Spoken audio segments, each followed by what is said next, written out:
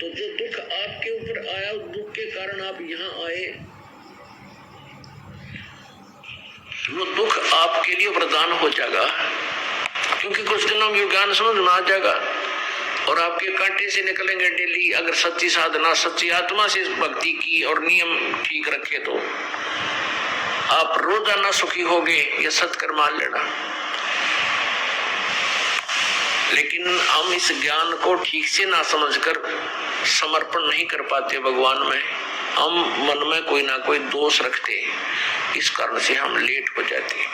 पुण्यात्माओं, पूरे विश्व में आपको इतना तो ज्ञान हो गया कि एक ही प्रभु है जो हमारे संकट को दूर कर सकता है। वही हमारा पाप नाशक है, पूर्ण मोक्षदायक है। प्रारब्ध के पाप कर्म को नाश करके सुखी केवल कबीर परमेश्वर ही कर सकता है। तो हमें फिर इस बात से भी एक विशेष लगाव बनेगा। जैसे हमें पहले कोई दुख नहीं था इस संसारिक सुख में परमात्मा की दया से, लेकिन भगवान की इच्छा फिर भी न्यारी थी और ब्रह्मा विष्णु महेश के लीलाओं से हम परिचित होकर के विष्णु जी और शिव जी की हम इन पर आसक्त थे।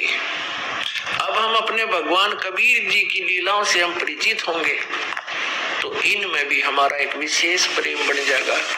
और जब इस आत्मा को ज्ञान हो जाता है तो परमात्मा के प्रति एक विशेष कसक के साथ लगते हैं। परमात्मा से करबद्ध प्रार्थना बार बार हमने करते रहना चाहिए, सिमरन करना चाहिए, भक्ति करे खूब डट के, और जितना दान बने वो दान भी करे। अपने जीवन का मूल उद्देश्य यही बनाओ कि यहाँ से पीछा छूटे एट एनी कॉस्ट, किसी भी कीमत पे। परमात्मा ने तो यहाँ तक बता दिया है कि सिर साटे की भक्ति है और कुछ नहीं बात। और सिर के साटे पाइए ओग तलखनाथ, जब लग कहते हैं सिर के साटे जहरी मिले तो भी सस्ता जाने। कोट शीश तन दे लिए यम राजा की भेंट, एक शीश तू देकर लिख ले सतगुरु अपने की भेंट। अब सिर कैसे देना है, कोई काट कर नहीं देना। शीश देने का अर्थ है कि जैसे गुरुदेव कहे आज्ञा का पालन करें।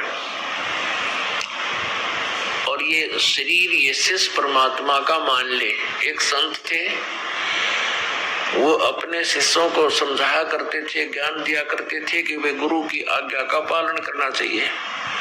जो अपने गुरु का वचन नहीं मानता है वो शेष मोक्ष प्राप्त नहीं कर सकता। भाई जो गुरु वचन पे डट गे रकट गे फंद 84 के, भाई जो गुरु वचन पे डट गे रकट गे फंद 84 के, कट गे फंद 84 के, रकट गे फंद 84 के। भाई जो गुरु वचन पे डट गे रकट गे फंद 84 के। वस्तु मिली ठोड़ की ठोड़, मिट गई मन पापी की दौड़। वस्तु मिली ठोड़ की ठोड़, मिट गई मन पापी की दौड़। ये भरम मिटे मथुरा काशी के, भरम मिटे मथुरा काशी के। भाई जो गुरु वचन पे डट गे रकट गे फंद 84 के, कट गे फंद 84 के, रकट गे फंद 84 के। भाई जो गुरु वचन पे डट गे। अब वो गुरुजी अपने शिष्यों को ये दृढ़ किया करता था कि गुरु की आज्ञा का पालन अवश्यमेव करना चाहिए। ऐसे शिक्षा दे रहे थे और फिर कुछ देर के बाद कहते हैं कि भी सभी 5-7 जितने शिष्य थे आश्रम में कहने लगे, भाई इधर आओ बच्चों, कान जी कि मेरे सिर में 5-5 जूते लगाओ। अब अभी तो गुरु जी कह रहे थे कि भाई गुरु के वचन का पालन करना चाहिए, और फिर गुरु जी के बारे में ये भी बताया जाता है कि गुरु is God. Suppose Guru is God, परमात्मा को मूलधन 100 रुपये मानना पड़ता है गुरु जी को, भगवान सपोज करके इसे गुरु जी को भगवान मान के हम अपने मोक्ष प्राप्ति वाले इस प्रश्न का हल कर सकते हैं, और इसका कोई विकल्प नहीं। अब भगवान के गुरु के जूते मारे तो मर गया, और ना मारे तो आदेश हो गया। अब सभी सुन्न हो गए, अगाध अच्छे धर्म संकट में फंसे भाई। अब गुरु जी कहता है मैं क्या कह रहा हूं भाई, गुरु जी की आज्ञा का पालन अवश्य करना चाहिए।